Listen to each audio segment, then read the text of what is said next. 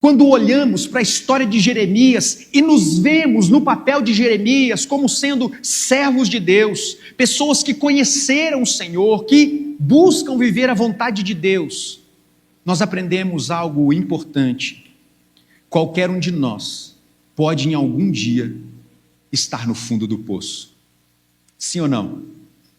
Qualquer um de nós pode em algum momento da nossa vida estar no fundo do poço, com lama até o pescoço, sem saída, sem esperança. Qualquer um de nós está sujeito às adversidades da vida.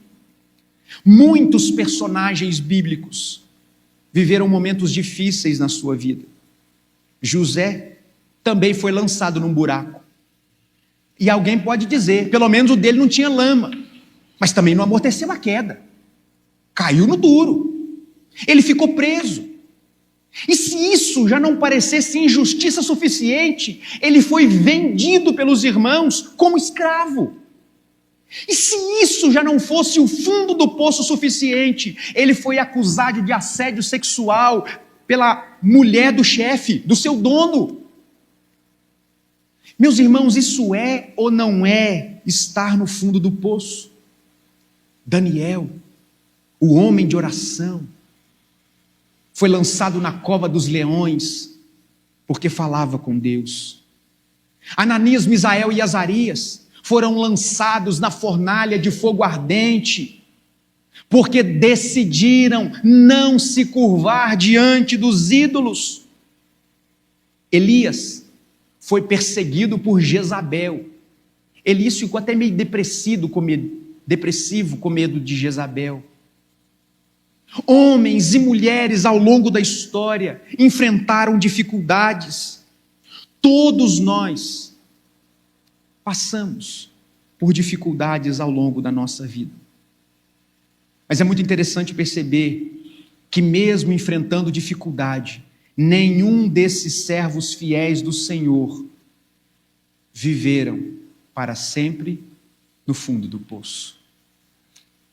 Meus irmãos, quando Jesus vai consolar os discípulos, ele traz essa dura realidade à tona. E ele diz aos discípulos: no mundo tereis aflições. Que palavra dura. Mas Jesus continua no mesmo verso: mas fiquem animados, porque eu venci o mundo. Nós poderíamos fazer aqui uma paráfrase, me permitam. Nós podemos no mundo até eventualmente estar no fundo do poço, mas podemos encontrar ânimo, porque o fundo do poço não é o nosso destino final.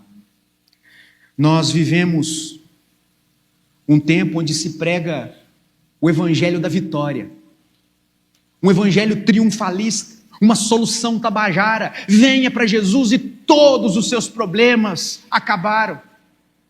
O problema é que quando nós olhamos para a Bíblia, nós encontramos algo que é o contrário disso. Você quer vir após mim? Tome a sua cruz. Negue-se a si mesmo todos os dias. E então, siga-me. Nós vivemos num contexto onde as pessoas estão interessadas em receber as bênçãos de Deus, mas não querem o Deus das bênçãos. E sabe, irmãos, quando nós olhamos para esta situação de Jeremias, nós percebemos que Deus, em sua infinita sabedoria, Ele permite que nós passemos por várias adversidades. E todos nós enfrentamos problemas ao longo da nossa vida.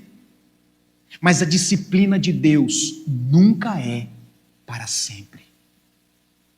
Mesmo quando Deus precisa nos corrigir, a disciplina nunca é para sempre. E no caso de Jeremias, nem era disciplina.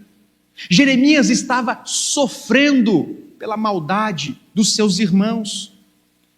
É muito interessante que muitas vezes nos vemos como Jeremias, no fundo do poço, atolados até o pescoço, sem saber o que fazer. E aí eu pergunto: o que fazer quando não se sabe o que fazer? Meus irmãos, nós entendemos o que é depender de Deus, quando tudo o que nós temos é Deus.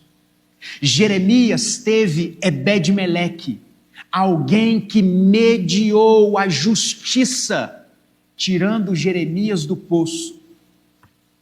E nós, irmãos, a Bíblia diz que nós temos um advogado junto ao Pai, alguém que media a nossa relação com Deus, alguém por meio de quem nós encontramos vida e não morte.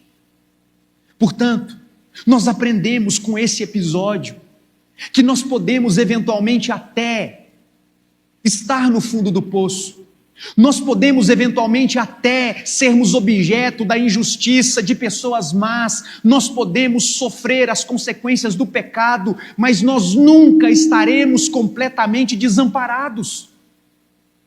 Deus enviou o improvável Ebed-Meleque como instrumento de justiça para Jeremias, assim como Deus enviou o seu filho.